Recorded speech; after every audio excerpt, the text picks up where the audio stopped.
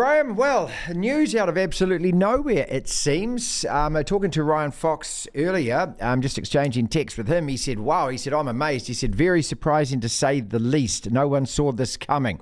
What's your initial reaction? I think it's the biggest bombshell in golf that I've seen in 40 years. I mean, it's absolutely staggering. The PGA Tour, and to a lesser extent the European Tour, the DP World Tour, have done a complete 180, having cast LIV and the Saudi funding as the enemy and the evil people in golf trying to destroy the game, have now come out without a word leaking that they have changed their mind and they're going to be partners with them.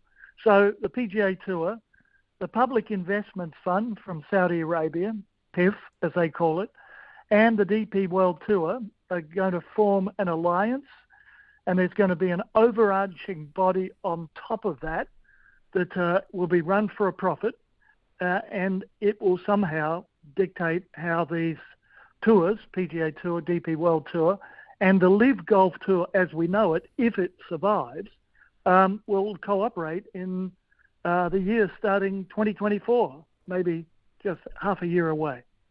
We've seen, something quite similar, and it was decades ago, with Super League and the ARL, which combined to form the NRL. They decided to forego the legal action after, bitterly fighting for a year. And so there are parallels to be drawn here. Was this inevitable to you that it was eventually going to get settled, though? Well, there's two things. I mean, Kerry Packer did the same with cricket, yes, if you remember, with World Series cricket. And that changed the game forever.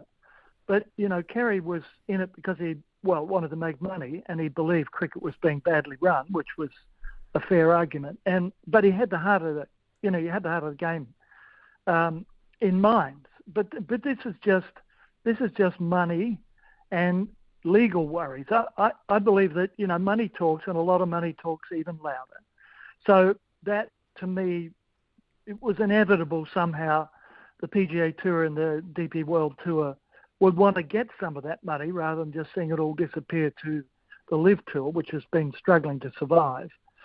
And the other thing was these lawsuits were getting increasingly complicated, and we're heading for discovery, which means both parties or all parties involved have to launder their dirty laundry in public.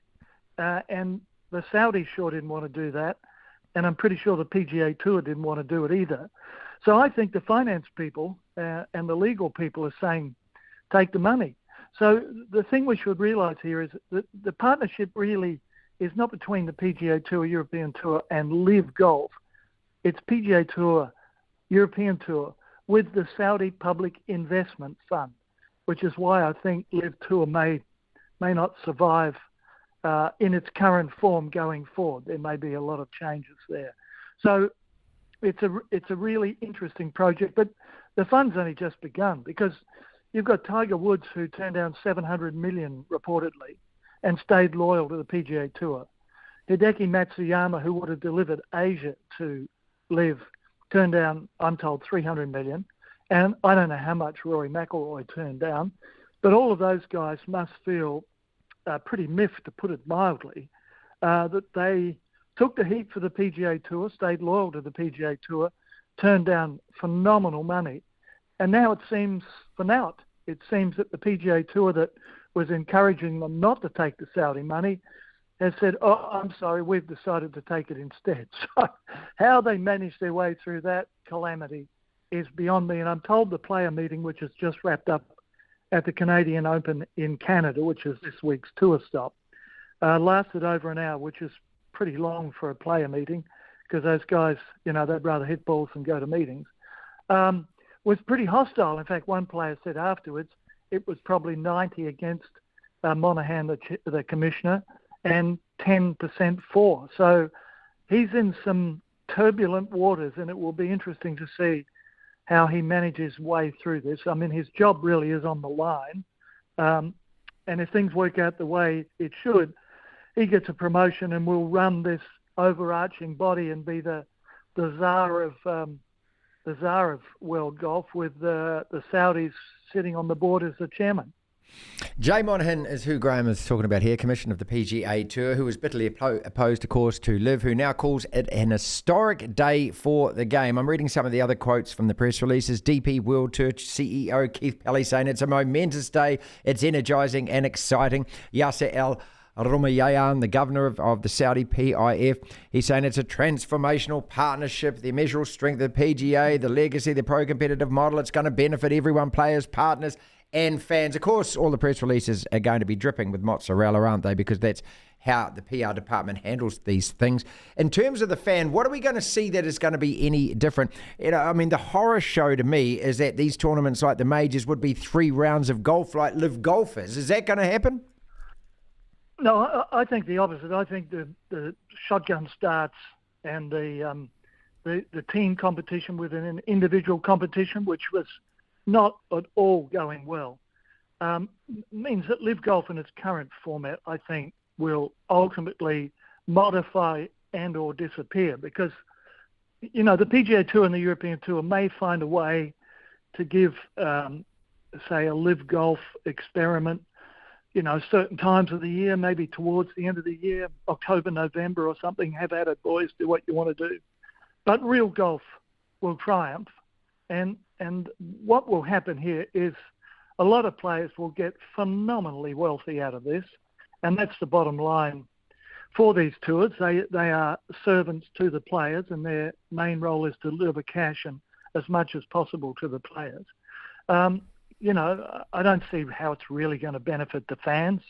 You can't expect the top players to play every week, so they're going to take weeks off, and there's going to be big money tournaments and small money tournaments, and how the fans, choose to deal with that, I'm not so sure.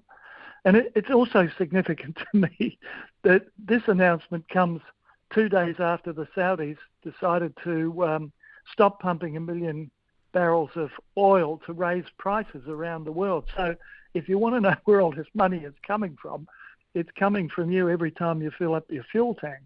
And I think it's quite comical that the two announcements have come so close together. So it appears that the massive wealth from Saudi Arabia, we could call it a unifying force, or they bought the game of golf. Which one is it? Well, they bought tradition. They bought the history and tradition of the PGA Tour and to a lesser extent the European Tour, which is what they didn't have. And they needed to come up with something different, obviously, if they were going to compete with those two tours. So they came up with this shotgun 3-round thing with the team thing embedded within it, which they thought was going to be, the next best thing. And I haven't spoken to anybody or read anything that says golf fans wanted a team competition within the individual competition because of all the problems that arise. I mean, if you're a player completing for the Beeswax Open, and you need to go par to assure yourself of winning the individual event, or you need to try and go birdie to get your team over the line as the winning team of the week, what are you going to do? You're going to play as an individual and try and win the individual tournament. It's a bit like singles and doubles in tennis. Given the choice, you would rather be the Wimbledon champion rather than the Wimbledon doubles champions. So, that format to me just never was going to work. But, this is just an agreement to move forward as partners, and how they determine the LIV players and how they get back onto the tours, or whether the tour players can go play LIV events, whether LIV survives at all or is in a modified format, I don't know. And nor do the parties involved in this. This is just a memorandum of understanding. It's not a blueprint for how the game will move forward. All they know is they're going to get more money, and from a pretty reliable source.